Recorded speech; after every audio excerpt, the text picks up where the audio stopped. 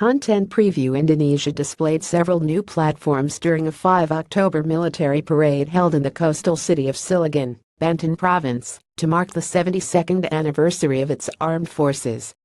Among the platforms shown were an AH-64 Apache Guardian attack helicopter and a prototype of the Kaplan Montana modern medium-weight tank MMWT. Both platforms are set to be operated by the Indonesian Army Tentara Nasional Indonesia Angkatan Darat TNIAD.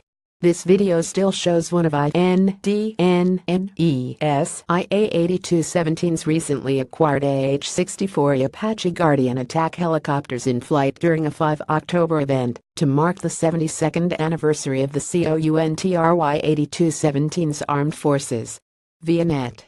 Televisi Masa Kini. In January 2015, the U.S. Department of Defense awarded Boeing a USD $295.9 million contract to supply Indonesia with 8 AH-64 Apache gunships.